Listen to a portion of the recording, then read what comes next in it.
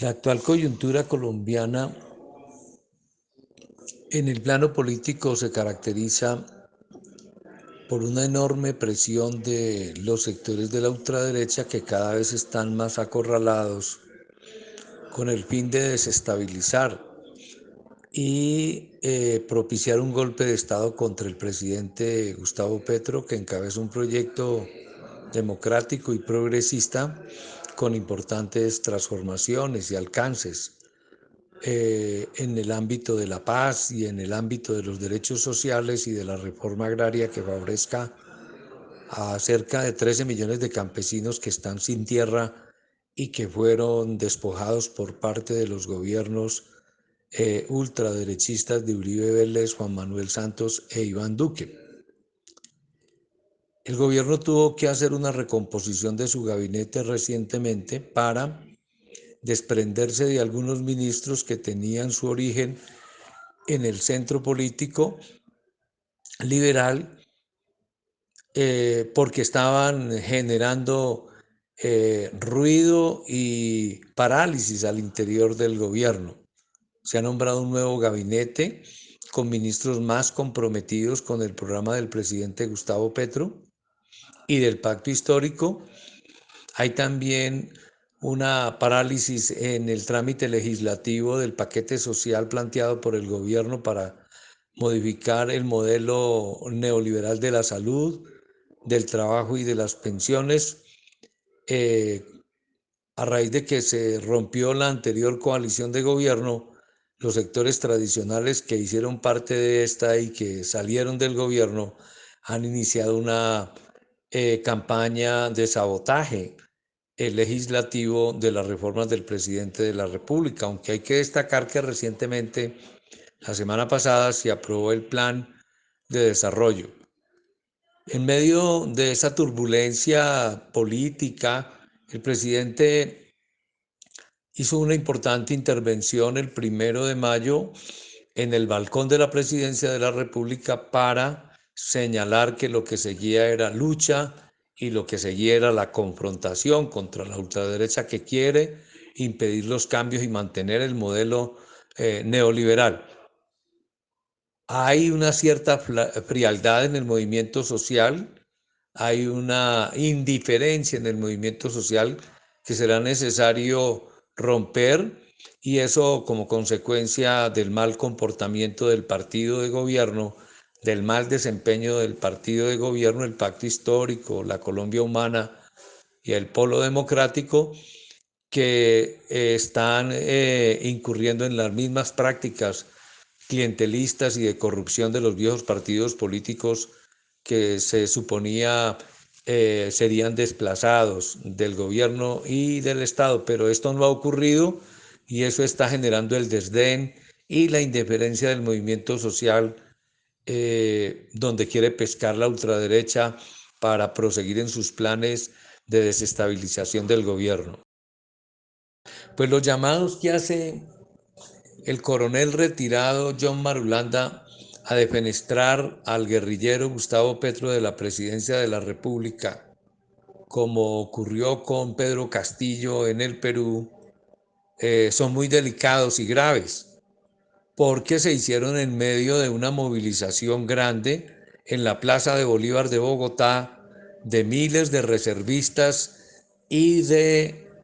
militares retirados de las Fuerzas Armadas, generando un ambiente todavía más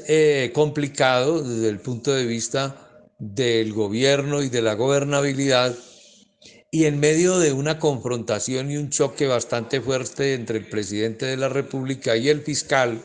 general de la Nación, que corresponde a los lineamientos del expresidente Álvaro Uribe Vélez y del expresidente Iván Duque, interesado en desarrollar ese fiscal Barbosa una estrategia de guerra jurídica contra el presidente de la República y de guerra política para bloquear la estrategia de paz total y las negociaciones de orden jurídico con las mafias del narcotráfico y con los carteles del narcotráfico, porque a la derecha no le interesa que los capos del narcotráfico empiecen a contarle a la justicia en el marco de una ley de sometimiento y desmantelamiento que está pendiente de aprobarse, destapen toda su contubernio y sus alianzas con el poder de los grandes hacendados, de los empresarios, de los bancos y de la prensa, como está ocurriendo actualmente con el señor Mancuso, que es un ex paramilitar muy importante que fue extraditado en el 2006 por Álvaro Uribe Vélez a los Estados Unidos para que no le contara a la justicia colombiana todas las relaciones que Uribe ha tenido con los grupos paramilitares. Pues ahora la justicia especial de paz que se creó a raíz del acuerdo de paz con las FARC en el 2016 está escuchando desde una cárcel de los Estados Unidos donde está pagando sus delitos el señor Mancuso, que es un paramilitar de origen italiano, socio de los creadores de las Autodefensas Unidas de Colombia, los señores Castaño, está contando allí en la JEP, en los tribunales de la JEP, que opera sobre los principios de la verdad, justicia, reparación y no repetición, está contando todos los vínculos de los paramilitares desde los años 90 y durante el gobierno de Uribe y de Santos, con la política, con los empresarios, con el presidente y los presidentes y ministros y los altos mandos militares y policiales de ese momento. Eso está generando un hondo impacto en la sociedad colombiana, que viene a enterarse por boca de uno de los principales protagonistas del paramilitarismo, de cómo fue este contubernio, esta alianza y este compadrazgo entre el paramilitarismo y la política ultraderechista, los empresarios, los banqueros, los militares, los generales y los grandes terratenientes. Esas declaraciones están impactando y están marcando el rumbo político de Colombia hoy, con grandes incidencias políticas, porque la verdad se está imponiendo y la verdad está sirviendo para aclarar también cuál es el compromiso y la responsabilidad del presidente Gustavo Petro en la erradicación definitiva de la violencia en Colombia. Los avances económicos del presidente Gustavo Petro y de su gobierno tienen que ver fundamentalmente con la aprobación en el semestre anterior de una importante reforma agraria que obliga a los sectores más ricos de la sociedad a contribuir y a pagar los impuestos correspondientes que permitan financiar todos los programas sociales que quedaron incluidos en el Plan de Desarrollo recientemente aprobado, que se llama Colombia Potencia Mundial de la Vida. Son aproximadamente 100 billones de pesos en 40 meses que se recaudarán por concepto de esta reforma tributaria, que tiene un sentido progresivo y que es muy importante. Después viene la inclusión de estos dineros en el presupuesto general de la nación, como va a ocurrir en este año del 2023, y buena parte de estos dineros van a ser canalizados para los programas sociales y para lo que se llama la economía popular. En el plan de desarrollo quedó aprobado un eje muy importante de desarrollo productivo, en que la economía popular, o sea, la alianza del Estado con las economías populares, va a ser bastante importante en la reactivación económica y en los procesos de transición energética para enfrentar el cambio climático. Esa es como la línea de avance en el plano económico del gobierno del presidente Petro. La reforma agraria, pues, es un anuncio muy importante del gobierno y está relacionado con la implementación del primer punto del acuerdo de paz con las FARC en el 2016, donde el Estado se comprometió a entregar 3 millones de hectáreas y titular 7 millones de hectáreas que estaban en la informalidad. Eso estaba paralizado y el gobierno ha reactivado eso mediante un programa de compra de tierras, de las mejores tierras, para entregarle a los campesinos. Ayer el presidente hizo una entrega de tierras en la parte del Caribe colombiano y igualmente se están entregando las tierras, que son tierras de muy buena calidad, incautadas a la mafia. Hay una entidad del gobierno que se llama la Sociedad de Activos Especiales que administra las tierras que le han decomisado a la mafia, que son una gran cantidad de fincas y que se les vienen entregando a los campesinos con un acompañamiento policial, porque obviamente ahí hay unos riesgos muy grandes porque la mafia tiene sus ejércitos privados para impedir cualquier proceso de reforma agraria, como efectivamente está ocurriendo, pero el presidente dio la orden de crear una policía especial que proteja a los campesinos. Esperemos que esa policía no se corrompa y que los campesinos puedan avanzar tranquilamente en el proceso de organización de la producción agropecuaria con los apoyos económicos del gobierno. La reforma agraria todavía está en sus pasos iniciales, hay mucha retórica agraria,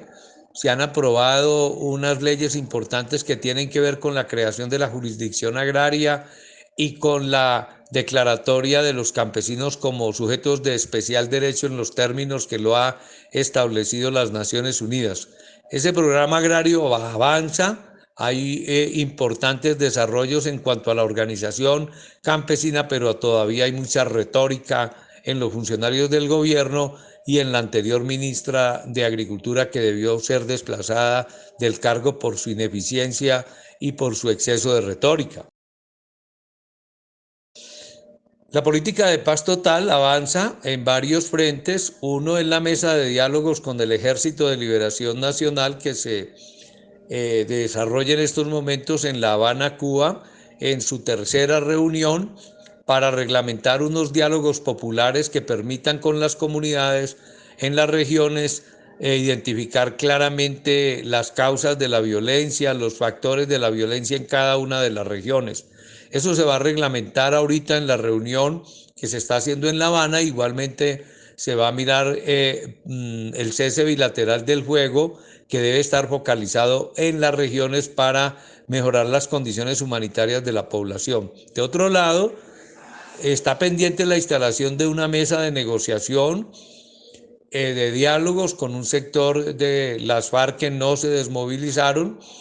que son las FARC con su Estado Mayor Central. Ellos han planteado un programa de reforma agraria, de protección de la Amazonía, de intervención del tema de los cultivos de coca en favor de los campesinos cocaleros y de reconversión productiva de la producción de la hoja de coca, de la marihuana y de la amapola. También están en curso conversaciones con un sector de las FARC que está bajo el liderazgo de Iván Márquez, que se llama la Segunda Marquetalia. Esto todavía no cuaja, esto está en sus pasos iniciales para ver cómo ocurre este proceso político con las FARC que lidera Iván Márquez. Y hay una estrategia de sometimiento y desmantelamiento de las mafias y de los carteles del narcotráfico, de la criminalidad ligada al paramilitarismo. No está autorizada una ley todavía en ese sentido, pero el gobierno está desarrollando algunas gestiones para que estos jefes de la criminalidad urbana y de la criminalidad de las drogas se acojan a la justicia y empiecen también un poco a destapar sus vínculos con los políticos en las regiones, con los militares, con la policía, con la fiscalía, y de esa manera resolver este problema básicamente con los urabeños, Clan del Golfo, y con un grupo paramilitar que está ubicado en la Sierra Nevada de Santa Marta, y con las bandas criminales de Medellín, que son como la matriz de toda esta criminalidad que sucede en distintos ámbitos del país. Respecto de las elecciones locales, municipales y departamentales que se adelantarán en Colombia el próximo 28 de octubre, pues hay mucha incertidumbre. Hay mucha incertidumbre porque el partido del gobierno, que es el Pacto Histórico, y la Colombia Humana, que es el partido del presidente de la República, están en una situación de mucho deterioro político. Si bien estas fuerzas políticas surgieron asociadas con la explosión social de abril del 2021, a mi juicio ellas no han sido coherentes ni consecuentes con las demandas populares que se visibilizaron en aquel momento. Tanto el Pacto Histórico como la Colombia Humana y el Polo Democrático han degenerado hacia un clientelismo político y hacia una corrupción aberrante en la repartija de cargos públicos y en la distribución de las partidas presupuestales, en el desconocimiento de la base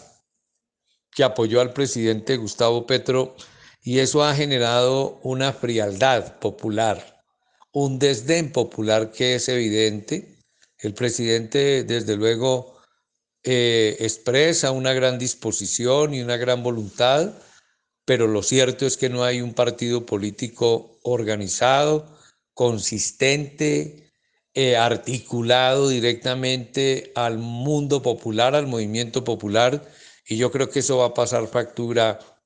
en octubre de este año en las elecciones locales y departamentales, y va a permitir que sectores de la derecha, no necesariamente el uribismo, que está quedando muy mal con estas denuncias de Mancuso ante la Justicia Especial de Paz, otros sectores de la derecha, incluso un feminismo de la derecha que está siendo muy protagónico, puede ser el que recoja una gran votación en las elecciones de octubre, colocando en una posición bastante complicada al gobierno, generándole dificultades al gobierno. Si el gobierno no reacciona,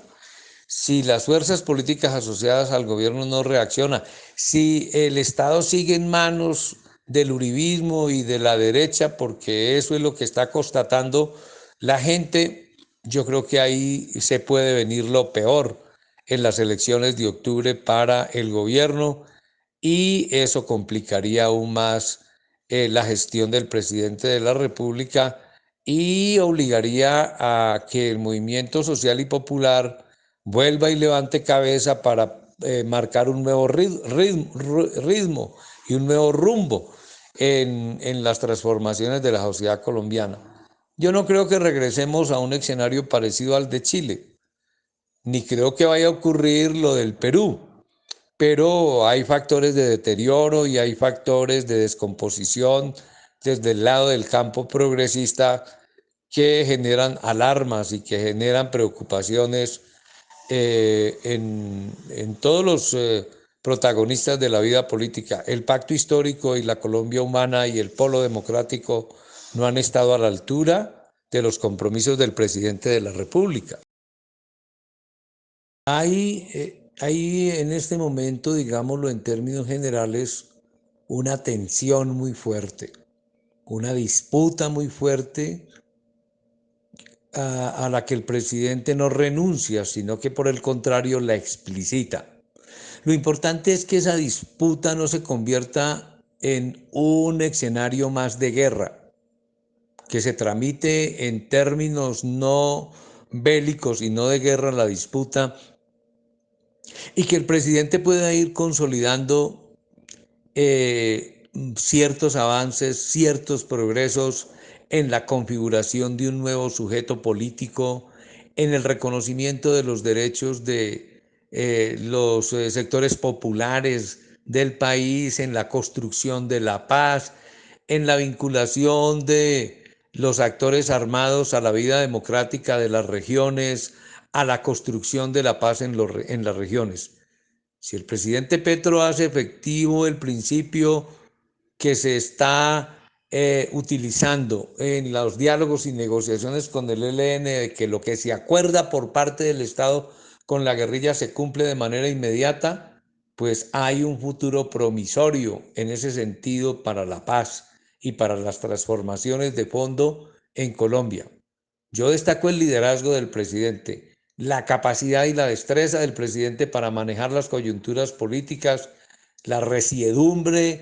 y la consecuencia de su discurso y de su gestión política. Pero el presidente carece de una fuerza política coherente, consistente, que lo acompañe, y ese es un gran riesgo que tenemos. Esperemos a ver qué surge de los pasos con la reforma agraria, del proceso de paz con las mafias del narcotráfico, por lo menos de su sometimiento a la justicia y de la implementación del plan de desarrollo que me parece a mí dotó al gobierno de un instrumento clave que le da claridad a su actividad, a su trabajo y a su acción. Yo creo que en términos generales la continuidad del gobierno del presidente no está en riesgo. Por lo menos eso es la lectura que se puede hacer de la coyuntura. El presidente ejerce un liderazgo vigoroso, incluso el fiscal que hasta ayer estaba en abierto choque contra el presidente Gustavo Petro, hoy madrugó a ordenar una investigación contra los militares golpistas. Y yo creo que en la medida en que se vayan desarrollando las políticas del nuevo plan de desarrollo, que se vaya implementando la renta ciudadana para favorecer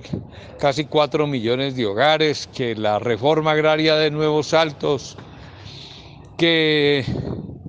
se reorganicen las fuerzas políticas que apoyan al gobierno, eso le dará más estabilidad y garantizará la continuidad del gobierno durante los próximos 40 meses, que son los que quedan de la actual administración. Esperemos a ver que los líderes del pacto histórico, senadores, representantes, líderes populares y de las otras fuerzas políticas que hacen parte del pacto histórico recuperen la sensatez y caigan en cuenta de el distanciamiento que hay en estos momentos con el movimiento social y popular colombiano.